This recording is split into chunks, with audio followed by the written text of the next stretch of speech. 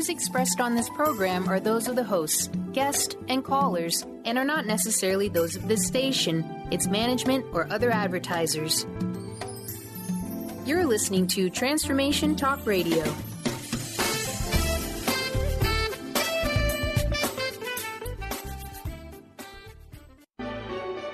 Welcome to Dynamics of Diversity Radio, scripting the new narrative for immigration with leading experts Kripa Upadhyaya and Steve Taneja. This hit show will feature thought leaders and visionaries discussing both challenges and opportunities associated with the dynamics of immigration and diversity in today's world. The show transcends the boundaries of conventional thinking about diversity, removing the borders of our minds while opening our hearts for a new perspective. Kripa and Steve will get rid of that noise that often accompanies discussions on the topic in the media.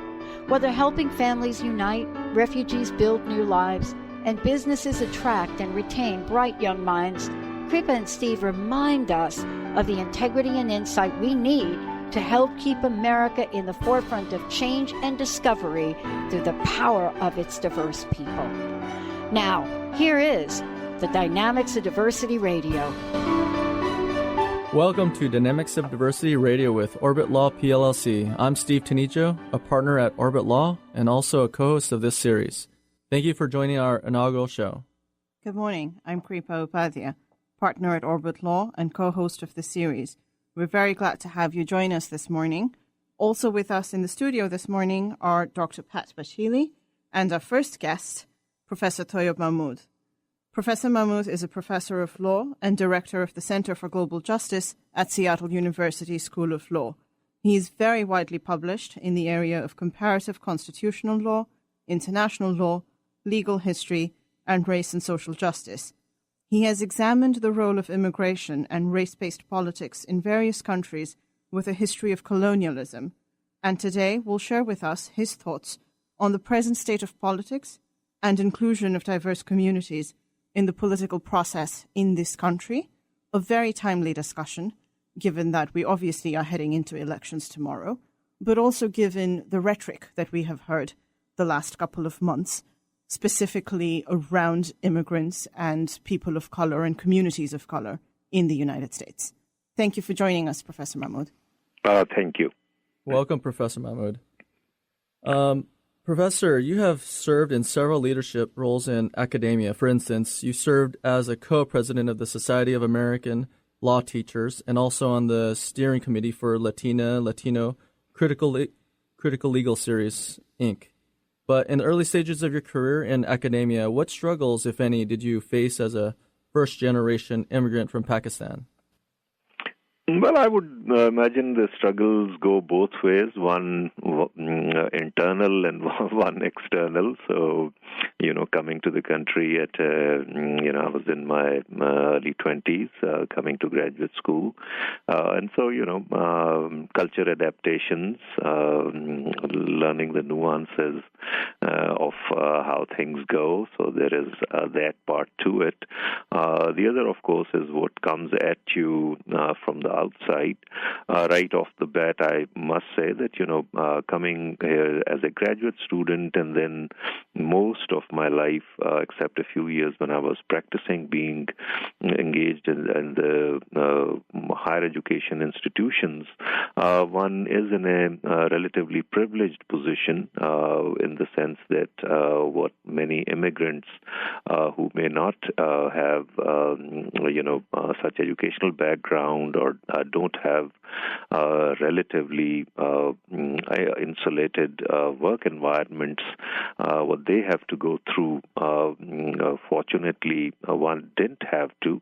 But then, when one is walking down the street, then one is anybody. You'll be reminded of the actor Washington's statement that, yes, I did make $70 million last year, but I still can't hail a cab in New York. So those kinds of things have happened. over the years. A remark here, a hate speech. So I've been victim of hate speech perhaps half a dozen times, perhaps a bit more over the years. But what has sustained me is more an eye on those who have it worse off because of where they won their own wherewithal or their location in the labor markets, and the lower on the spectrum you go, the worse things get. And that has been sort of more my personal, political, intellectual struggle to understand that and try to explain that, try to resist that. So that would be, so I don't take this as too personal a thing, though again, the ether in which the immigration question floats, which is both labor markets and race, one cannot be immune from that. But as I said, relative privileges have saved one from the sort of very dire circumstances that most immigrants, particularly immigrants of color, have to deal with. And going to that, I mean, because you just spoke about this. So in the past few months, we've, as I said, we've heard comments, caricatures about immigrants in general, but the Latino, Hispanic, Mexican community in particular, and refugees specifically. I mean, refugees have been called snakes, and then they've also been compared to a bowl of poisoned Skittles, right? And it's not just in the U.S. I mean, we're also seeing, obviously, Brexit, and in the election scheme in Europe, we're seeing the rise of nationalist parties across Europe. So in your mind, what, at this time, when there is obviously a global refugee crisis along the lines that we've never really witnessed, I think, probably since the end of World War II, we haven't seen this level of a need for refugee resettlement. What, at this time, explains this level of xenophobia? That's a wonderful question. Before coming directly to it, I think it's important to note that immigration throughout history and throughout the world is primarily a labor markets question. People move for jobs. There is always a pull factor and a push factor. Pull factor meaning where job opportunities emerge, and push factor areas where job opportunities contract. So there's always movement of people from contracting economies to expanding economies. Having said that, when there is a disconnect between the expansion of the economy and inflow in the labor market, xenophobia and resistance and anger are historically the result. So that has been true in other places, and that has been true in the U.S., which is in some ways a unique place given its settler history. But then there are lots of settler countries in the world. All of Western Hemisphere is a settler societies, and so are many in Asia and the Pacific. But coming towards your question, the other thing I think may be important to note is that U.S. itself, which has had in some ways a unique immigration system, also has had phases of opening and closure. And though those phases of closure have almost always been accompanied by vilification and demonization of the outsider, of the immigrant, sometimes along blatant racialized lines, sometimes on account of protection of economic security. So that all leads me to specifically the question you're raising. So I believe, perhaps to my mind, 2 or 3 factors are in play here. One, the economy itself. That over the last generation now, what has come to be known as globalization has indeed made a quite a remarkable change in the labor markets in the U.S. The 2 remarkable features being, one, that manufacturing jobs, particularly old-style, heavy industry, smokestack industry, as one would call them, that those jobs have declined at a remarkably rapid pace. Second has been generally a destabilization of the labor markets, one by decline of unionization and the rise of contingent markets. But contingent markets meaning increasingly a lack of permanent jobs. Most people, almost 30 to 35% of the labor market now is contingent market. So the sense of security and stability that a permanent job begins is no more. And lastly, I would say that there is a reaction. When one in trouble, unfortunately, one tries to find easy targets, and if there are demagogues to fan those flames, things get out of hand. So the changing demography, particularly of urban areas of the U.S., I believe has been a easy and convenient target, and all that. So on the one hand, economic insecurity, loss of jobs, loss of secure jobs, increasingly a feeling that on part of the racial majorities that they are losing their status as the majority, particularly in many urban areas and even statewide. So that was, I think, a lethal and a very flammable situation anyway. And then as the presidential campaign the election campaign over the last 2 years grew, a lot of demagogues, particularly on the right, found it convenient to fan those flames. And so here we are. Mm-hmm. Now, Professor, the U.S. itself had a history of race-based policy and law against the other.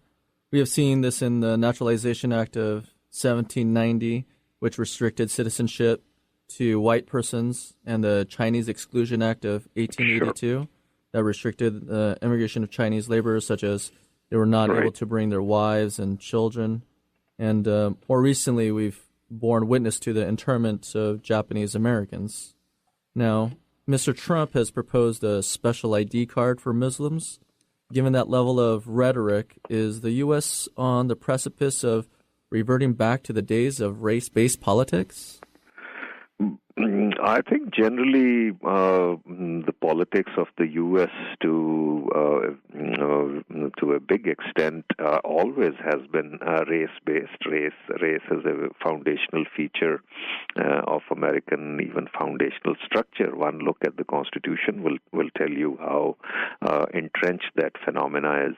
Now, how much it plays out or does not play out, of course, that you just narrated yourself, the historic sort of some of the landmarks remarkable for their racial divide between who can come and who cannot come type of thing. Now, coming to your question, it's a complicated one on many levels because it shows the race question also in a very interesting way, as many would understand that race is not just a question of pigmentation. Race is a social construction for that. It would be good for people to know that even in the American history, when and where the white race got constituted, when the Irish became white, for example, or when the Italians became white, etc., etc. It's a long history. So when the Muslim card is played out, I think the baselessness, as it were, in any materiality of the race question comes into play, because as we all know, a Muslim is not a racial category. It's a category of belief. And around the world, there are perhaps about short of a billion Muslims coming from all kinds of racial and ethnic and cultural and linguistic and national origins and all that. But when one uses that term in the American context today, particularly given the reservoir of racial conflicts, on top of that, the aftermath of 9/11, on top of that, the escalating violence and resulting refugees in the Middle East, I believe then the way the demagogues have used the term Muslim, and they would be banned, or they would have an ID, or they would have, is to portray that again in the grammar of a racial question. as if one would just look at somebody and know that this is a Muslim, hence should have a ID card or not. So that's one part of the question. The other is how would one know whether somebody is a Muslim or not? Would there be a questionnaire? Would that or wouldn't that violate, a host of constitutional and other provisions? So anyway, without going into it, I think not only is it lacks any stable foundations, the workability of the idea remains very suspect. So I do believe that it's basically an instrument to demagogue the immigrant question, the other question, the outsider question that betrays a paranoia and xenophobia, the kind of materials that semi-fascist demagogues have always found of great use, unfortunately also in the American history. So that does make it a very alarming thing, because by supposedly targeting Muslims, it's I think not very difficult to see who else is being targeted here, and so the position of other, particularly racial minorities and particularly Latino and African American minorities, and for that matter the Asian and Pacific Islanders, becomes very tenuous and vulnerable. And again, the genies of paranoia and xenophobia are easy to bring out of the bottle. They're usually quite difficult to put back in. So I'm very concerned that even if the election results, and we will know that tomorrow evening, are not as dire as the threat is, and I'm talking both of the presidential election and the congressional election, which often doesn't get sufficient play. Well, let's, for argument's sake, say that it is not as, the result is not as alarming, that most the demagogues don't win, the most shrill voices, anti-immigrant voices, don't make it to the White House or the Senate or whatever. But does that mean that the issue is going to go over? That the heightened rhetoric, and it's not just rhetoric. We've seen over the last year the kind of display of anger and remember, it is also then connected with the quote unquote the Second Amendment issue, as it were. The media in recent weeks have been replete with reportings on how armed militias, even which we thought were a thing of the past, are back in view, in public view, demonstrating, showing their arms, expressing their views. So I'm very concerned that forces have been let loose in this election, which will take a long time to contain, if at all. Yeah, there was a congressman, I forget from what state, but he actually put out a tweet, I think, day before it was.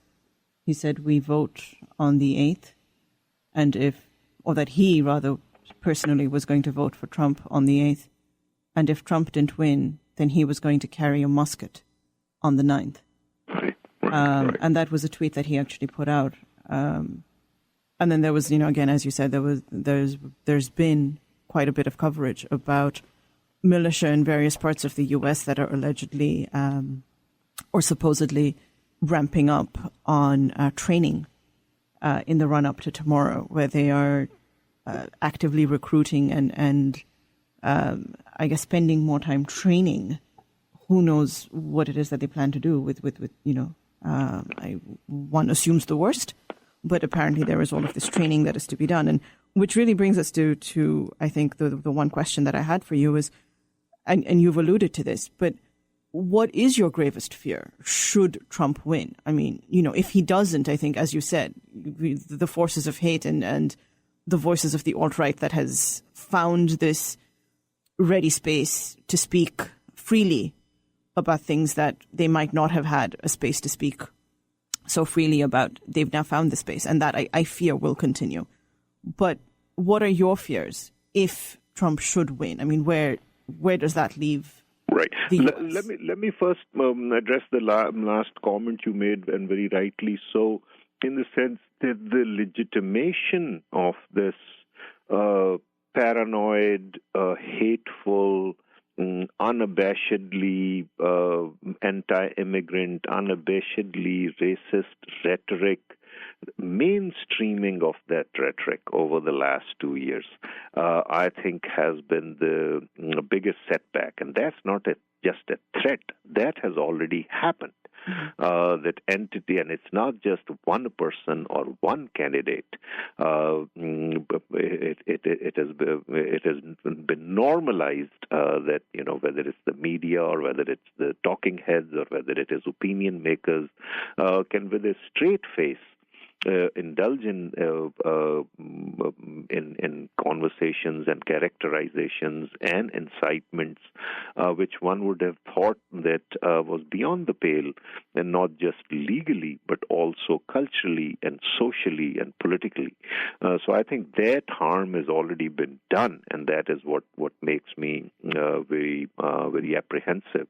Coming to your specific question, that if indeed Donald Trump does win the presidency, I think we are in for a very troubled times, both directly and indirectly. For example, even the forces or the systemic things which breed xenophobia, they'll be in play. People may have noticed that for the last 9 days, when his graph was going up, the stock market was going down. Mm-hmm. And after yesterday's director of FBI's letter, which appears to have stabilized a bit Hillary Clinton's campaign, the stock market rallied back. That should tell us something, mm-hmm. Namely that one fear would be that there would likely be a lot of disruption in the economic markets, in the financial markets, and ultimately in the labor markets. And that was what was hurting in the first place. Mm-hmm. So the fuel so that's one. In the foreign affairs field, even though the situation is not very rosy as we speak, but the kind of statements he has made have a great danger of destabilizing a lot of relationships, alignments, and further perhaps fuel ongoing conflicts. And that, again, has a boomerang effect internally in terms of militancy, belligerency, and all that. Now, coming directly to the subject at hand, he has stated some policies. In fact, his most ammunition that he got, particularly to win the nomination, and to a great extent till today, has been on this immigration question. Mm-hmm. And the kinds of things that he has said, building the wall, banning people from coming, or marking people, or IDing people, etc., etc.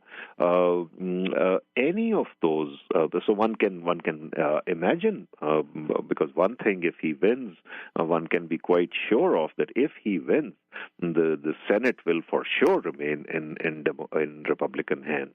And so I think that would be a very big threat, that after a while, both the executive and the judicial branch will be in the hands of a group. I won't even call a party, because it's almost a forward group within the party, which is very, very belligerently and militantly anti-immigration. So one can envisage anything, ranging from deportation of those who are here to curtailment of who can come in, etc. The last alarming thing is that then if he does become president, it also means that he will fill the existing vacancy on the Supreme Court and any others that may become available, and it is likely that perhaps one or two more may become available. Now, that should alarm, again, for a host of reasons, but coming back to the subject at hand on the immigration thing. So we are painting institutionally a very dire scenario, that both political branches in the hands of almost a forward group of anti-immigrant sentiment. And on top of that, a Supreme Court already, as people know, it's divided 4-4. Mm-hmm. So even with one appointment, a Trump-like appointment would doom any check on the kind. And let's not forget that immigration is a plenary power question, and so there very little check on what. So coming to even just the president himself. With the executive powers, as we know, even as recently as under President Obama, a number of times executive actions were used to put in place immigration law-related measures. So even if Trump has to do it alone, there's a lot of damage that he can do alone. In combination with a Senate back in the control of Republicans, then we are looking at quite dire legislation. And then a Supreme Court appointed, further augmented by Trump, we are looking at a Supreme Court which will have very little by way of protection to the immigrants or those already here, etc. So I think we may be in for a more than a bumpy ride if that scenario unfolds. Yes, more than a bumpy ride, putting it very lightly. Thank you so much. I know you have to run because you've got class, but thank you so much for joining us. I appreciate it, and it was my pleasure, and thanks for doing such a useful and productive program. Thank you very much. Thank you, Professor. Okay, everyone, we're going to take a short break. We'll be right back.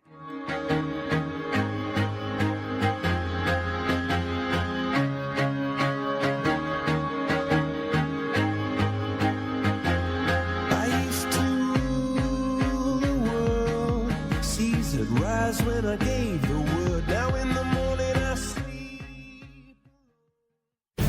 Are you ready for a game changer? Sarah Westall is bringing you Business Game Changers Radio. Sarah brings you leading experts, visionaries, and newsmakers who provide the best commentary on big issues and cutting-edge innovations. Sarah's 20 years as a business executive will help you think like an entrepreneur with expertise, energy, and attitude. Tune into Business Game Changers Mondays at noon Pacific, 3 Eastern on TransformationTalkRadio.com. Get into it for 2016. Do you want more prosperity, clarity, energy, and balance in your life? Join Lynn Brown now for one of her amazing workshops, each focusing on a key part of living your best life. For more information and to register for one of these amazing workshops, visit lynnbrownevent.com. That's lynnbrownevent.com. And get into it this 2016 with Lynn Brown. Tune in to Dynamics of Diversity Radio, scripting the new narrative for immigration with leading experts Kripa Upadhyaya and Steve Taneja on TransformationTalkRadio.com. This show will remove the noise that often accompanies discussions on this topic and share a new perspective on the dynamics of immigration and diversity, ever reminding us that together we are all at the core of innovation, excellence, and positive change. Visit OrbitLawPLLC.com for upcoming topics. Have you been seeing numbers like 111 and 222 everywhere you go? Do you feel that the universe may be trying to get your attention, perhaps offering a message of some sort? As it turns out, numerical patterns and certain types of geometry form the very fabric of our reality, from cells under a microscope to the astronomy of our night sky.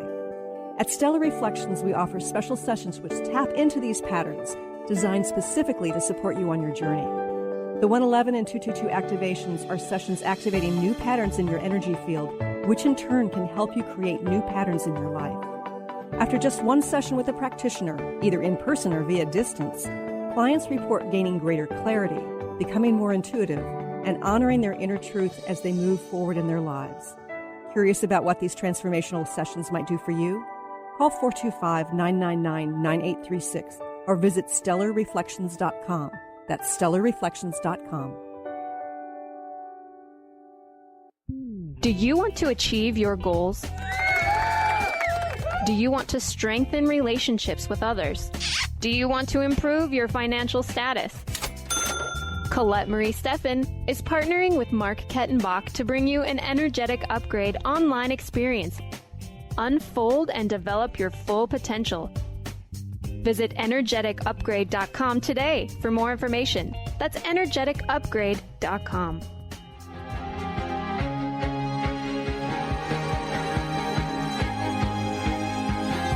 I used to roll the dice, feel the fear in my enemy's eyes, listen as the crowd would sing. Now the old king's dead, long live the king. Hey, everybody, welcome back. I'm Dr. Pat, and I'm thrilled to be here. Dynamics of Diversity Radio. And as you all have been introduced to a fabulous, fabulous co-host for the show, it's, well, first of all, let me thank you for launching this show. And I wanted to get a sense from you. We just heard some of the most incredible dialogue, I think. Calmly, peacefully, but scarily almost. Mm-hmm. And I'd like to hear what you both thought. Creepo, thank you for joining me, Steve. Great. How are you feeling your inaugural show? Excited. Yeah. Yeah, I'm excited about the show. I think terrified about tomorrow, honestly. And I think just we've had, you and I have had this conversation, and I think for us, you know this, the firm is made up of first-generation immigrants. Yeah. Right. I'm a first-generation immigrant. Steve likes to think of himself as an immigrant because he was born in Japan. But the firm, I mean, everybody that we work with is predominantly first-generation immigrant. And it's not that we went out and sought them out. It's not like we have a hiring preference for people that are immigrants, but it's just that immigration is, for everybody, a very personal journey. And of course, it lends itself to a certain kind of person, right? I mean, people that are drawn to immigration are people that have either had to go through it themselves or had someone in the family that has had to go through it. So it resonates with them.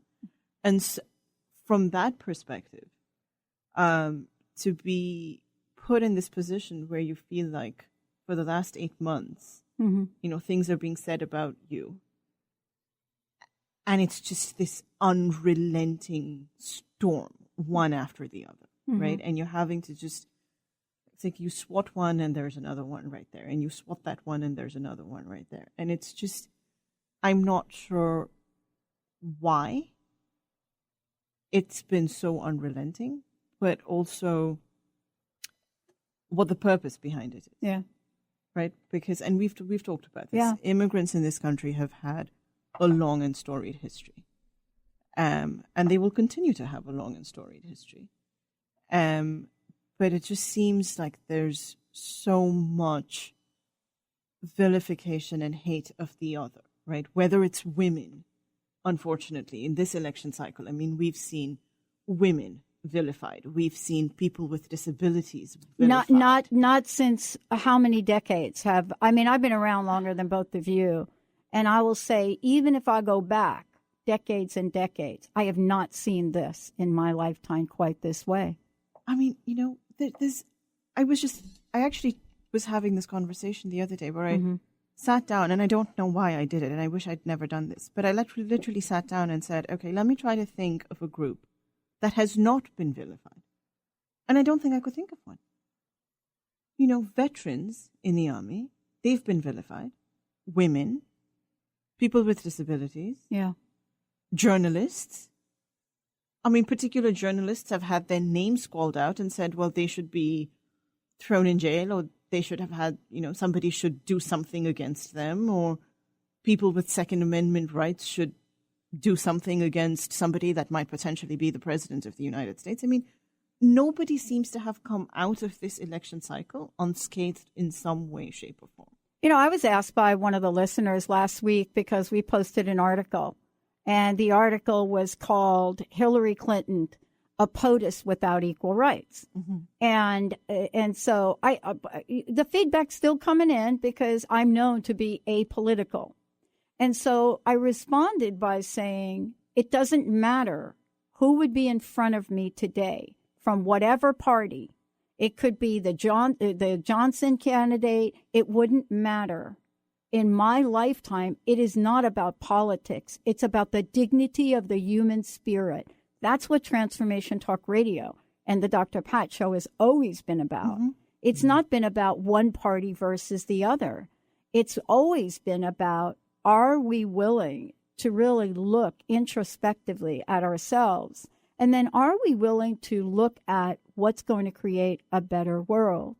And I think we get so hung up on this being in a political cycle that if we were to step back from it and really look at some of the things that were said, some of the threats that have been made, you know, I shared with you that there's a contingency of my family from Brazil, from South America, from Dominican. You know, I mean, can you only imagine that level of fear? I haven't had that level of fear since 73 or 72 or something like that. And I think if we could step aside for a minute, and which we cannot, it's impossible. If you're aligned with one, you're not aligned with the other. It doesn't really matter. But if you step aside and ask yourself this question, my child is going to grow up and her equal rights may not ever come to bear. Mm-hmm. And then you start to think about, is anyone going to be excluded from prejudice? I mean, we're not just we focused on a couple of groups here, mm-hmm. but that's not really what we're talking about. Any human right that's violated, in my opinion, I'm not sure it matters to me what you look like, what you come from. But man, this is not the time for us to give up rights of people. Mm-hmm. Not in the world we live in, because I'll tell you, if we give them up, there are a few countries that would love to grab them. Mm. And that's my concern, right? I mean, what do you both think? Well, I don't know. I mean, it seems that there's always been an undercurrent of prejudice and bigotry, and it seems like this election year has kind of exposed what's already there, and now people are feeling that it's all right to voice what they've already felt. Mm-hmm. So it makes you think that, is it a good thing that we can now talk about it freely, and other people who were not aware of all of these prejudices now are, and now are aware, and they want to have their opinion on it and try to perhaps teach others what their culture is about, and just to get information out there so there's not all of these misconceptions, and try to reduce all that hatred and prejudices out there. Mm-hmm. So, yeah, I play table tennis on the weekends, and I was playing with one of my friends, and he was really clear about from I believe from his culture and heritage, from what he talks about, and he called it the sleeping dragon. And I had to ask him what that meant, and of course I never really got to fully understand it, but there's something to be said about bringing that which already exists to the forefront. Mm-hmm. I mean, there has to be, in my mind, something very positive about this, regardless of how the election turns out. I don't think that we will ever be the same as a country, and that saddens me, because I think I've been living in the ostrich syndrome, where absolutely want to believe that we're all holding hands and just loving each other. And I think we're starting to discover we're not all on the same page. No, I mean, and I think, it's a story of stark contrasts. I mean, I think right after 2008, after President Obama's election, there was all of this talk of how America had finally reached the end of the rainbow, right? We were a post-racial society. Like, we had our first black president. Obviously, there was no race problem in America anymore. We'd seen past race, right? There was, I remember there being this sense of euphoria about America allegedly being a post-racial society, right? And yet, it is unfortunately during his presidency where we've seen the rise of birtherism. Mm-hmm. We've seen the rise of the Black Lives Matter movement because of the number of shootings against unarmed African Americans. Mm-hmm. But to go from, President Obama's election and the hope and change and all of that, and the coalitions and the things that came around that election cycle, to the present state that we're in, where people are being specifically sought out, targeted, called out on Twitter, on the national stage, in language which is really, in my opinion, some of the just vilest, most unworthy terms of a human being. I don't care what you think of that person. Mm-hmm. No man should feel he has the right to call a woman a pig, a fat pig. Like, that's never okay. Right. That's stripping somebody of their humanity. Yeah. I don't care what you think that person did to you. Yeah. Right? Like, that's just not something an adult, particularly an adult that wants to assume a position of leadership, should be allowed to do, much less think that that's something he ought to be applauded for doing. And I think it is the applause of that language that frightens and scares me.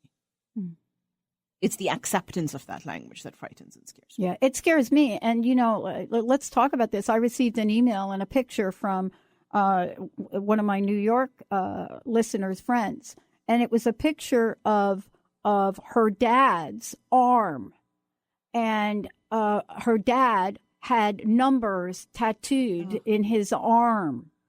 And she sent me the picture and she said, "Pat, will you post this?"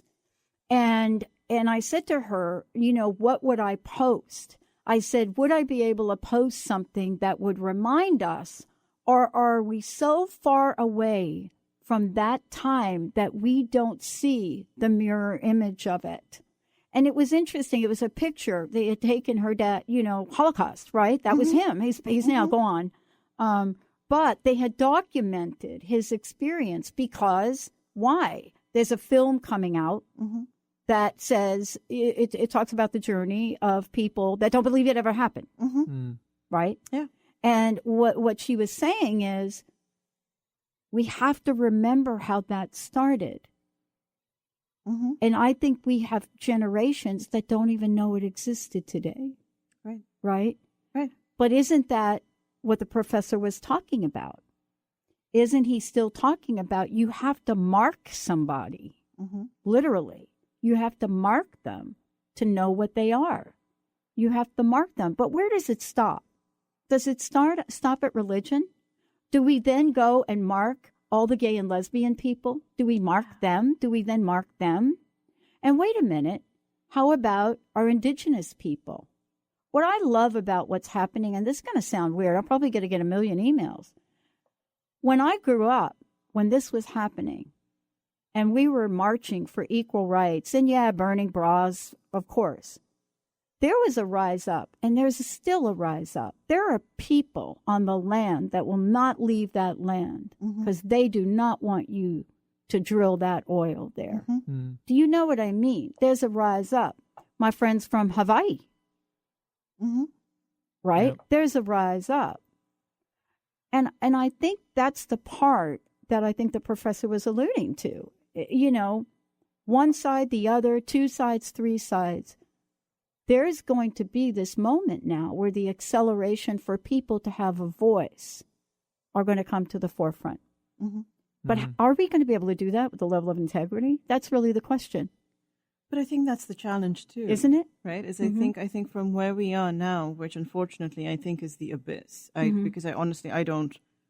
I mean, again, as I said, I'm a first-generation immigrant. I came to this country in '98. I don't remember rhetoric being this abysmal since I've come to the U.S., right? So I have to believe that there is a greater purpose, right? And I think this is the When challenge. did you come? 98. Oh, 98, right. Well, it actually was. Way back. I'm sure it Right. was way back. But it's shocking to you, isn't since it? my time Right. in the U.S., I have not had to face anything Shocking. like this. Yeah. And so I think I have to believe that from this absolute abyss, I think the challenge is we somehow try and find a way to have these conversations and to build those bridges. Yes, right? we have and to. to help people recognize that irrespective of your faith, your culture, your racial group, your gender identity, your whatever your personal circumstances may be, right? There is a place for you in society, whatever it is that you do. There is a place for you in society. And there is always a need and there is always a way for you to respect the other, irrespective of whatever differences you may have. Right? I mean, I just don't believe that as a country and as a community, we're going to be able to move forward with all of these divisions and subdivisions in place. Like, it's impossible. You know, I remember marching on Washington, the Capitol, at least 3 or 4 times in my young years. One had to do with civil rights. Another one had to do with the war that was going on at the time. Another had to, it doesn't matter. There were many times. And I remember being in those situations and never thinking we will ever be together and I was young. I was in my teens and 20s. And I remember thinking exactly this same thought we're talking about here today, that it will never get better. We'll never be able to heal. We'll never be able to come together. We'll never be able to respect each other. And I remember that, I could feel it in my cells even today. But I hold on to the hope because I've seen what has come after that. Now, I know I'm not going to, it may take a lot more years than I've got left on this planet to see it, but I have to hold on to the hope. I have to hold on to the hope because I really do believe as human beings, we are much more. Whatever we think we are, I believe we're much more than that. And I have to hold on to the idea that our integrity, our human spirit will come forth. I have to hold on to that because the alternative will keep me up at night. Well, I think it keeps us up at night, but then I think we also miss out on so much more. I think that level of hatred, and honestly, if Mr. Trump wants to engage in that level of hatred for the rest of his life, more power to him. It probably consumes 24 hours of his time. But I think it's just so emotionally draining to be able to keep up with that level of hate. It's got to be hard to be that cynical and that disrespectful and that hateful of everything and everybody in your path. You're probably just devoid of any sort of social interaction with anybody else. At that point, because if you have that level of hatred towards everything and everybody that is not like you or that does not look like you or is a part of your family or is a part of your social circle, you're really just a social outcast because you're never going to be able to move through life only being able to interact with people that look like you or act like you or talk like you or are people that you agree with 100% of the time, right? Being human in society means necessarily interacting with people that have different opinions, that are different from you. And that really is a challenge, if that's what you want to call it. But it's also an opportunity for you to learn and grow. And that's the beauty of it. Yeah, it is. Steve, what are your thoughts on this? Well, I totally agree with you. And before I go through that, our country was built on the fact that we're a melting pot. We were so diverse and have all of these cultures that make us stronger as a country, as one of the forefronts in many areas, as the leader of the world. I agree with you that I feel that I have to have hope that the exposure of all of this hatred will eventually heal and we will become stronger in the future. I don't know when that will be, but I hope our country will learn from the past mistakes and grow from that. And I got to believe that we will grow from this as well. and things usually gets worse before they get better. So that is my hope. I love what you're saying, because it's hard to come to the table and talk about what's on your mind if you're not saying what's on your mind. Now we know what's on people's minds from all walks of life. Yeah. I get calls from people or emails or texts from people that are telling me stories about how they fear for their children to walk in a grocery store now, right? Because of who they are. And it is so heartbreaking to think that what's happening in our society today will get at the very core of our youth, of our children, and to think that they are going to be unscathed by this. They were not unscathed from 9/11. The level of fear that an entire generation grew up with to this day, when they hear gunshots, when they hear, trigger points, it's devastating to them. And I think if not for us older folk, how about come together for the children that are here on this planet? I mean, we leave them out as if they're not a population at all. Yeah, I totally agree. Well, Dynamics of Diversity Radio, I would love for you to let folks know how they can find out more about you, because, you're in this every day. I get to sit here with you, right, once a month, which is very cool. But you're in this every day. I mean, you have a booming law practice, which is about both, retention and the highest and best, but also about helping families that cannot help themselves, right?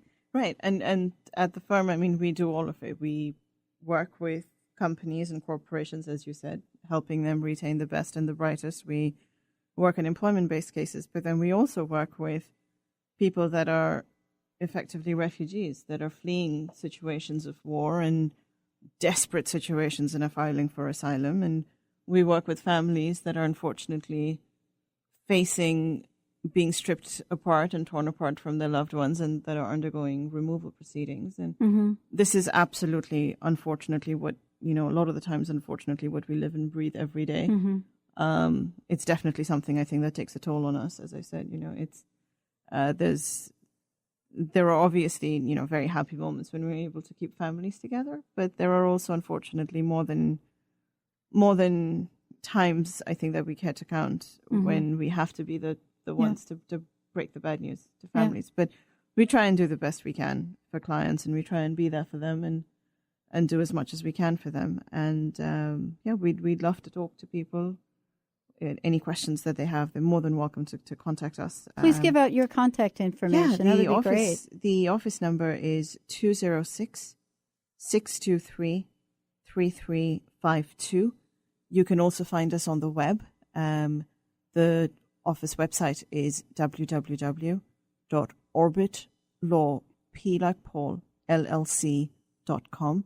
We are also on Twitter @OrbitLaw, and you can also find us on Facebook. It's interesting we're talking about a couple of groups of people, but I will tell you that when my grandfather came here, is trying to escape from fascist Italy, and he came here. He walked away from everything he owned, and he was the only one that was able to come in this country. His brother could not. His brother was able to go into South America. And, we don't think about that. We think Italians, you're white people. Yeah. But remember, this is not that long ago when two brothers had to be separated because of the fear of a government in Italy, where the Pope lives, that they would be hunted down and killed. That's really the bigger picture, isn't it? It's if we're not going to be inclusive by the very nature of who we are, then we are exclusive. That's our next show, everybody. We're going to take a short break. We've got more to come. Want to tell everybody what the next show is going to be about here coming up the next hour? Yes. It's a goodie. Yeah, it is a goodie. Coming up the next hour, we have Mason Donovan, who is a principal at the Dagoba Group, and we are going to talk about diversity and inclusion and what those mean, because those, believe it or not, actually different terms. But we're going to talk about diversity and inclusion in the corporate sector, but also what it means just in society in general. So please stick around. All right, everybody, stay tuned. We'll be right back. You've been listening to Dynamics of Diversity Radio, scripting the new narrative for immigration with leading experts Kripa Upadhyay and Steve Taneja on TransformationTalkRadio.com. Tune in next time for a new perspective on the dynamics of immigration and diversity, ever reminding us that together we are all at the core of innovation, excellence, and positive change. Please visit OrbitLawPLLC.com. That's OrbitLawPLLC.com to find out more about how Kripa and Steve are scripting the new narrative for immigration worldwide.